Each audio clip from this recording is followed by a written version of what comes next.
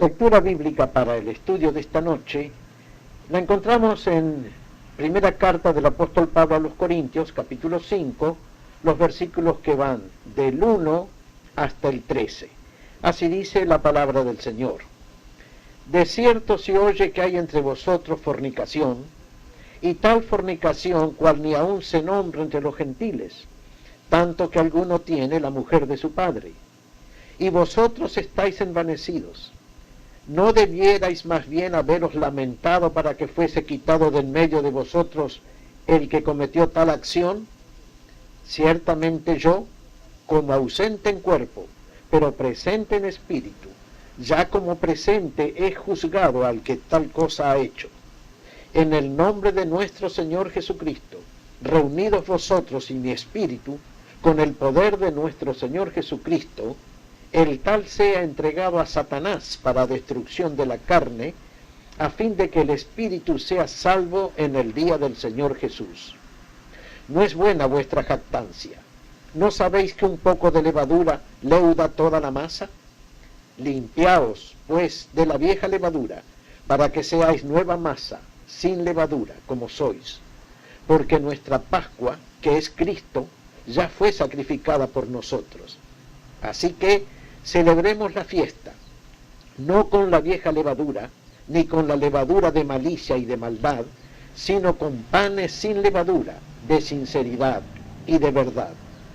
Os he escrito por carta, que no os juntéis con los fornicarios, no absolutamente con los fornicarios de este mundo, o con los avaros, o con los ladrones, o con los idólatras, pues en tal caso os sería necesario salir del mundo. Más bien os escribí que no os juntéis con ninguno que, llamándose hermano, fuere fornicario, o avaro, o idólatra, o maldiciente, o borracho, o ladrón. Con el tal ni aun comáis. Porque, ¿qué razón tendría yo para juzgar a los que están fuera? ¿No juzgáis vosotros a los que están dentro? Porque a los que están fuera, Dios juzgará. Quitad, pues, a ese perverso de entre vosotros. Hasta aquí la lectura bíblica, que el Señor la haga motivo de reflexión y de estudio para nosotros en esta noche. Pablo comienza el tratamiento. Capítulos 5 y 6 de la primera carta a los Corintios. Este es el tema para esta noche. Pablo comienza el tratamiento. La iglesia de Corinto tenía un aspecto raro. Era perfectamente sana en doctrina y poseía todos los dones del Espíritu, pero era sumamente floja en el aspecto moral. Todavía no habían llegado a la comprensión de que la sana doctrina también incluye una correcta manera de vivir. El apóstol debe prescribir un tratamiento para las enfermedades de la iglesia. Cuando uno se siente enfermo y va al médico, el médico lo examina escrupulosamente y luego hace el diagnóstico de la enfermedad que uno tiene. Y cuando el médico ha hecho un buen diagnóstico, un diagnóstico acertado, y ha prescrito un tratamiento adecuado, es casi seguro que el enfermo se va a sanar. Buen diagnóstico, seguido de buen tratamiento, y ese tratamiento bien aplicado, tiene que resultar en la recuperación de la salud. El apóstol Pablo, como médico de la iglesia, médico de las almas, hizo un diagnóstico de la iglesia de Corinto, de la enfermedad que padecía la iglesia de Corinto. Y el diagnóstico fue carnalidad. Estaban llenos del Espíritu Santo, estaban llenos de dones, estaban llenos de todas las gracias posibles, habidas y por haber, pero eran carnales hasta la médula. Y entonces el apóstol Pablo, diagnosticando la enfermedad de Corinto como carnalidad, prescribe un tratamiento. Y lo primero que tiene que tratar es un caso de inmoralidad peor que la que había en el mundo. Un miembro de la iglesia, no se nos dice quién, ni qué cargo tenía en la iglesia, pero sin duda era un hombre eminente, quizá con mucho dinero, uno de esos que dan mucho dinero a la iglesia y por eso adquieren mucho prestigio, estaba cometiendo un pecado nefasto, estaba viviendo con la mujer de su padre. En aquellos tiempos era común que un hombre tuviera un par de mujeres y a veces tres. Posiblemente este hombre, miembro de la iglesia, sin duda que un convertido, sin duda que un hombre que hablaba lenguas también, porque todos en Corinto hablaban lenguas, estaba conviviendo con una de esas mujeres de su padre. No era su propia madre, eso hubiese sido el acabose. Era una de las mujeres que tenía su padre. No se nos dice tampoco si el padre era creyente o no. El caso simplemente era este. Un miembro de la iglesia estaba viviendo en incesto. Estaba viviendo con la mujer de su padre. Y la iglesia no decía nada. La iglesia cerraba los ojos, hacía la manga ancha y dejaba correr la cosa. Suponemos, porque el hombre era un hombre eminente en la iglesia. No se nos dice si era diácono o tenía algún otro cargo en la iglesia, pero el caso estaba allí. Y Pablo se queja amargamente. De cierto se oye que hay entre vosotros fornicación, y tal fornicación que ni aun se nombra entre los gentiles, tanto que alguno tenga la mujer de su padre. Y acusa a la iglesia de estar engreídos, de estar envanecidos. La iglesia abusaba de la gracia de Dios. Está bien que Pablo les había predicado la justificación por la sola fe, está bien que Pablo era un ardiente defensor de la salvación por gracia, está bien que Pablo era el abogado y doctor de los gentiles, pero la iglesia estaba cruzando la raya de lo permitido, la raya de lo normal, la raya de lo que es prudente. Dejaban pasar toda clase de pecados carnales, diciendo que Dios perdona todo y que la gracia de Dios basta para todo. El apóstol Pablo se queja y en el verso 2 les dice: vosotros estáis envanecidos. ¿No debierais más bien haberos lamentado para que fuese quitado de en medio de vosotros el que cometió tal acción?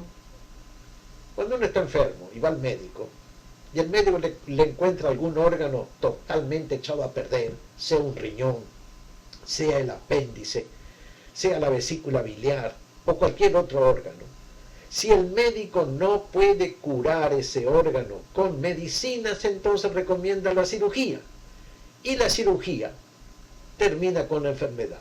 A veces el médico recomienda cortar una pierna gangrenada o cortar una mano demasiado infectada. La cirugía es un tratamiento drástico, pero efectivo. Cortado el miembro que está malo, sea parte del estómago, sea parte del intestino, sea el apéndice o la vesícula, pues el enfermo recupera su salud. Y aquí Pablo recomienda una cirugía a la iglesia de Corinto, a ese incestuoso, a ese individuo que está cometiendo un pecado que ni aún se nombra entre los gentiles. Simplemente córtenlo de la iglesia. Apliquen aquí una cirugía espiritual. Ese hombre tiene que ser inmediatamente separado de la comunión de la iglesia. No hay nada que discutir aquí. Un pecado tan grave se cura solo con cirugía, y cirugía espiritual es lo que Pablo recomienda. Así Pablo empieza a darle un tratamiento a la iglesia de Corinto para que llegue a ser sana, no solamente en doctrina, que es muy bonito, sino mucho más sana en la manera de vivir. ¿Y qué es lo que recomienda Pablo en cuanto a este hombre incestuoso? Que sea entregado al mundo. Leamos los versos otra vez, 3 y 4. Conviene siempre repasar la escritura. Los versos 3 y 4 dicen: ciertamente yo, como ausente en cuerpo, pero presente en espíritu, ya como presente he juzgado al que tal cosa ha hecho. En el nombre de nuestro Señor Jesucristo, reunidos vosotros y mi espíritu, con el poder de nuestro Señor Jesucristo, el tal sea entregado a Satanás para destrucción de la carne, a fin de que el espíritu sea salvo en el día del Señor Jesús. No vayamos a pensar que Pablo está aquí recomendando una sesión espiritista a la iglesia, cuando dice: juntaos vosotros y mi espíritu. Pablo no cree en el espiritismo y no lo practicaría jamás. Lo que Pablo está queriendo decir es esto: reúnase la comisión directiva de la iglesia o toda la asamblea juntos, y vosotros y mi manera de enseñar mi modo de pensar, o sea, mi espíritu, juntos ustedes y mi modo de pensar, mi modo de enseñar, mis convicciones bíblicas y espirituales, juzguen al que tal cosa ha dicho o ha hecho. Ustedes saben lo que yo pienso, diría Pablo. Ustedes saben cuál es mi doctrina. Ustedes conocen mis convicciones acerca de la vida de santidad. Aunque yo no estoy presente con ustedes en este momento, juntados vosotros y mi doctrina, apliquen el tratamiento drástico a ese pecador, échenlo de la iglesia. Y suponemos que la iglesia lo hizo así, separó de la comunión al hombre pecador.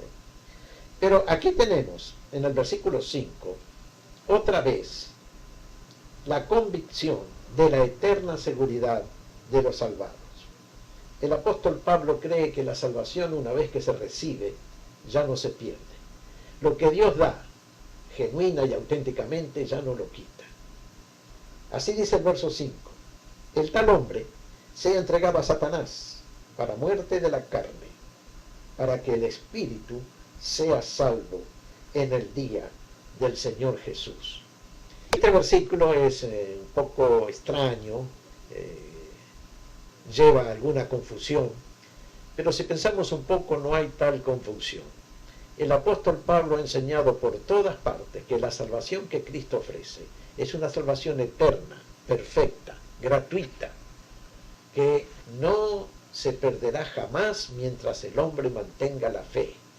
Pero como Dios da la fe en Cristo Salvador, pues la salvación, podemos decir con seguridad, no se pierde. Aunque una persona salvada puede tropezar, puede caer en pecado, puede cometer cosas contra el Espíritu del Señor y contra la vida cristiana, pero allá en el día final, en el día de Cristo, que Pablo siempre menciona el día de Cristo como el día final de la historia humana, el día en que la iglesia es arrebatada y el día en que es establecido el juicio final, en ese día final el hombre recibirá su salvación.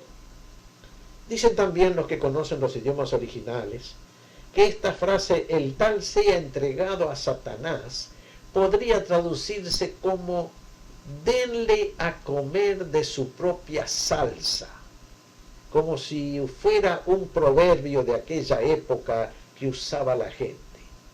Denle a comer de su propia salsa, como si quisiera decir el apóstol Pablo, a ese carnal, a ese fornicario, déjenlo en su carnalidad, déjenlo en su fornicación. Y seguramente le va a venir algún castigo natural o le va a venir un castigo divino y el hombre perderá la vida, pero su espíritu siempre será salvo en el día del Señor Jesús, en el día del juicio, en el día en que la iglesia sea raptada, en el día que se levante el gran trono blanco para juzgar a todos los hombres de la tierra, el día de la resurrección también. Porque en la frase el día de Cristo o el día de Dios, tal como se usa en el Nuevo Testamento, es todo eso. La resurrección de los muertos en Cristo, el rapto de los creyentes vivientes en Cristo, el juicio final, la resurrección de los impíos también y demás cosas que marcan el fin de la historia humana y el principio del reino eterno de Jesucristo. Luego el apóstol Pablo, en estos versículos que estamos comentando, 1 Corintios 5, del 1 al 13, empieza a hablar de la levadura. En la Biblia, la levadura casi siempre es símbolo de corrupción y de pecado. En verdad, la levadura, que es tan útil para leudar el pan, para que el pan sea más sabroso, es un proceso de fermentación. Prácticamente es un proceso de pudrición. La levadura es muerte.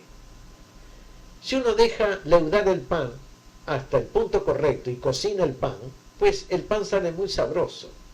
Pero si uno deja pasar la masa de levadura, entonces la masa se vuelve agria y sería incomible si no fuera también tóxica. Por eso la levadura es usada en la Biblia como símbolo del pecado. Y la levadura tiene esta característica: trabaja lenta y silenciosamente por dentro de la masa de harina. y lentamente, sin hacer bulla, sin hacerse notar, va cambiando la naturaleza de la masa de harina. De una simple masa de harina y agua la va convirtiendo en un amasijo leudado, apto para hacer un pan sabroso. Y el pecado, muchas veces, trabaja en la misma manera que la levadura. Trabaja dentro del corazón, trabaja dentro de la mente, trabaja dentro del alma de la persona, silenciosamente, calladamente, lentamente, pero va cambiando poco a poco los sentimientos, los pensamientos, las convicciones, las ideas. Y si el hombre no se percata que tiene dentro de sí un proceso de corrupción por el pecado, esa levadura de pecado va a terminar haciéndolo caer y rodar por el suelo. En los últimos tiempos hemos visto como grandes evangelistas, de esos que aparecen en los grandes programas de televisión, no se percataron que el proceso de pecado estaba trabajando dentro de ellos hasta que cayeron, rodaron por el suelo y han sido la vergüenza del Evangelio y han sido la crítica burlona de los inconversos. Tengamos cuidado, porque nadie se da cuenta al principio que la levadura de pecado está trabajando dentro de sí. Un día el Señor Jesucristo dijo: guardaos de la levadura de los fariseos, que es hipocresía. Los discípulos, que muchas veces no entendían de inmediato las palabras de Jesús, pensaron que Jesús estaba hablando del pan que vendían los fariseos. Pero Jesús estaba hablando de la doctrina de los fariseos. ¿Y cuál es la doctrina de los fariseos? La doctrina de que la tradición religiosa vale más que la Biblia. Para los fariseos del tiempo de Jesús, sus tradiciones religiosas tenían más valor que la palabra escrita. Y Jesús tuvo que reprocharles un día: ¡ay de vosotros, fariseos hipócritas! Porque le dais más valor a la tradición de los ancianos que a la palabra de Dios, invalidando la palabra de Dios por vuestra tradición. Así que el Señor Jesús y el apóstol Pablo, ambos usan la levadura como símbolo de la corrupción por el pecado. Y aquí dice Pablo a la iglesia de Corinto: no es buena vuestra jactancia, esa jactancia de libertad espiritual que les permitía cometer cualquier clase de pecado sin arrepentimiento. Esa era la jactancia de la iglesia de Corinto. Se jactaban de su salvación, se jactaban de su seguridad y por lo tanto tenían licencia para cometer cualquier clase de pecado. Pero Pablo les dice: no es buena vuestra jactancia. Verso 6. ¿No sabéis que un poco de levadura leuda toda la masa? Limpiaos pues de la vieja levadura, para que seáis nueva masa, sin levadura, como sois. Porque nuestra Pascua, que es Cristo, ya fue sacrificada por nosotros. Así que celebremos la fiesta, no con la vieja levadura, ni con la levadura de malicia y de maldad, sino con panes sin levadura, de sinceridad y de verdad. El apóstol Pablo hace mención de Cristo, nuestra Pascua. Durante siglos y siglos los judíos celebraron la Pascua, que les recordaba la salida de Egipto. La Pascua era la primera de las fiestas judías. Se celebraba en la noche del 13 al 14 del mes de Nisán, que corresponde más o menos a nuestro mes de abril, en recuerdo de la redención de Egipto, en recuerdo de la salida de Egipto, cuando ellos salieron de Egipto para vivir la vida libre en el desierto y caminar rumbo a Canaán, la tierra prometida. En aquella noche tremenda, cada familia israelita mató un cordero, puso la sangre del cordero en 3 puntos de la puerta de su casa y comieron la carne asada del cordero. Cuando el ángel de Dios pasó por Egipto matando a todos los primogénitos, en las casas donde vio sangre siguió de largo y no hubo ningún muerto adentro, porque la sangre del cordero inmolado los protegía del ángel de la muerte. Toda una hermosa figura bíblica de la redención por la sangre de Jesucristo. El que cree en la sangre de Jesucristo está a salvo de cualquier condenación. Ya lo dice el apóstol Pablo en la carta a los Romanos, capítulo 8, verso 2. Ninguna condenación hay para los que están en Cristo Jesús. Y así año tras año, siglo tras siglo, los judíos fueron celebrando la Pascua sin penetrar en su significado espiritual. Pablo le enseña a la iglesia de Corinto que nuestra Pascua no es la Pascua de los judíos, sino una nueva Pascua, una Pascua basada en un mejor sacrificio, el de Jesucristo, sacrificio de un mejor Cordero, el Hijo de Dios, y con una mejor sangre, la sangre divina de Jesús. Por lo tanto, el que acepta a Jesucristo está aceptando una nueva redención, una nueva Pascua, una nueva libertad, una nueva vida. Y al aceptar a Cristo como Señor y Salvador, entonces ya no tiene que vivir más en la levadura antigua, en la vida antigua, en la antigua manera de vivir, de pensar, de sentir, de actuar. Si hemos aceptado a Cristo como el Cordero de Dios que quita nuestro pecado, y hemos celebrado espiritualmente una nueva Pascua, la Pascua espiritual del Evangelio, entonces no tenemos que vivir más en la antigua levadura, en la antigua manera de vivir. Tenemos que ser nueva masa, nueva levadura. Cuando fundamos la iglesia de Inglewood, en febrero de 1986, en la primera reunión que tuvimos con el grupo que quería formar la iglesia, usamos el versículo de Éxodo capítulo 12, verso 34, que dice: sacó el pueblo su masa de Egipto antes que leudase. Un hecho muy simpático, tres judías recogieron la masa del pan antes que fermentase y salieron con esa masa del pan, y esa misma noche atravesaron el Mar Rojo y salieron a la vida libre del desierto. Y fue en el desierto, cuando ya habían salido de Egipto, símbolo de la muerte y de la esclavitud, que fermentó la masa y las mujeres cocinaron pan, un pan puro, un pan limpio, un pan sin la fermentación o contaminación de Egipto. En el lenguaje simbólico, en el lenguaje parabólico de la Biblia, ese pan que sacaron de Egipto sin fermentar, pero que fermentó afuera y se hizo comestible, representa la vida nueva, la vida que podemos vivir, la que podemos disfrutar. Toda aquella persona que aceptó a Cristo como Señor y Salvador no debe ya vivir en su antigua manera de vivir, en su antigua masa, en su antigua levadura, en la levadura del mundo que es corrupción. Tiene que vivir una nueva masa, una nueva levadura, una nueva vida, unos nuevos sentimientos, unos nuevos pensamientos, unos nuevos caminos, porque de modo que si alguno está en Cristo, dice el apóstol Pablo en 2 Corintios 5:17, nueva criatura es, las cosas viejas pasaron, he aquí, todas son hechas nuevas. No hay por qué celebrar la Pascua judía, eso ya pasó para siempre junto con el antiguo pacto. No hay que celebrar más ninguna fiesta religiosa de la antigua religión en la cual estuvimos viviendo. Tampoco tenemos que practicar más ninguno de los pecados antiguos que practicamos antes de convertirnos. Esos pecados que nos hicieron arrepentir, esos pecados que eran una carga de conciencia y que nos condujeron a ponernos de rodillas delante del Señor Jesús y pedir su perdón. Y bendito aquel momento en que, arrepentidos de nuestros pecados, creímos en Jesucristo y le pedimos salvación, porque Él nos concedió una nueva salvación, una nueva vida, una nueva manera de vivir. Por lo tanto, no hay que vivir en el pecado antiguo, ni en la religión antigua, ni hay que resucitar para nada ninguna fiesta judía, porque en Cristo todo ha sido hecho nuevo.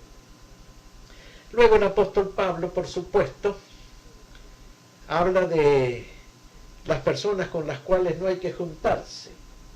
Dice en el verso 9 de 1 Corintios 5, verso 9, os he escrito por carta que no os juntéis con los fornicarios. No absolutamente con los fornicarios de este mundo, o con los avaros, o con los ladrones, o con los idólatras, pues en tal caso sería necesario salir del mundo. Y vean ustedes que Pablo pone a los idólatras, los que tienen ídolos o imágenes materiales en sus casas y les prestan alguna clase de reverencia o adoración, o simplemente le dan importancia, mezcla a los idólatras con los fornicarios, con los avaros y con los ladrones. Para Pablo es un pecado tan malo como aquellos otros. Más bien os escribí que no os juntéis con ninguno que, llamándose hermano, fuere fornicario, o avaro, o idólatra, o maldiciente, o borracho, o ladrón. Con el tal ni aún comáis. La iglesia de Corinto andaba en malos pasos, porque tenían comunión no solamente en la iglesia, sino también en sus casas. Alguno que se llame hermano es fornicario, o ladrón, o maldiciente, o avaro, o idólatra. Con ese ni siquiera coman, no se junten con él. No lo odien, no lo desprecien, pero no se junten con él, porque después de todo, un poco de levadura leuda toda la masa, y el cristiano tiene que dar testimonio. Hay un refrán que dice: dime con quién andas y te diré quién eres. Si la iglesia tolera en su seno pecadores evidentes, entonces está comulgando con su pecado. No quiere decir que no tenemos que dejar entrar a los pecadores, no, ojalá en cada culto la iglesia esté llena de gente pecadora que necesita escuchar el evangelio. Lo que quiere decir el apóstol Pablo es esto: si algún hermano está en pecado, él mismo se llama, arrepiente, corrige. No coman la Santa Cena en la iglesia, ni coman en su casa tampoco. Porque para Pablo, los que están en la iglesia de Cristo, los convertidos, los bautizados, los que andan caminando en el Espíritu y en obediencia a las enseñanzas del Señor Jesús, son la gente de adentro. Y la gente que está en el mundo es la gente que está afuera. Un concepto característico del apóstol Pablo: los de afuera y los de adentro. ¿Quiénes son los de afuera para el apóstol? Todos los pecadores que están viviendo en el mundo en este momento, millones y millones de personas. ¿Quiénes son los de adentro?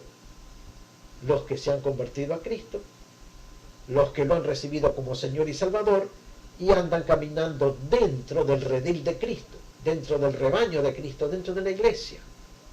Así que nosotros tenemos también que tener bien claramente definido en nuestra mente este concepto: los de adentro, que somos nosotros los creyentes en Cristo, y los de afuera.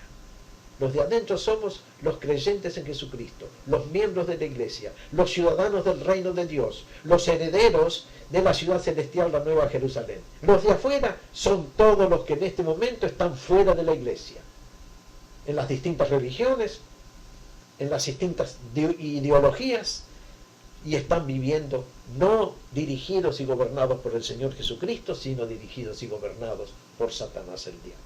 No olvidemos nunca que nosotros, los creyentes en Cristo, somos los de adentro del redil.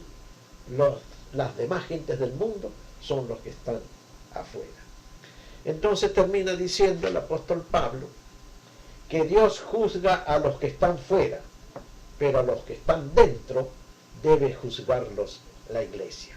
La iglesia debe ejercer la disciplina, la iglesia debe ejercer el juicio, pero con amor, con benevolencia, con paciencia y aún hasta con indulgencia, porque después de todo, todos somos pecadores y todos estamos propensos a caer.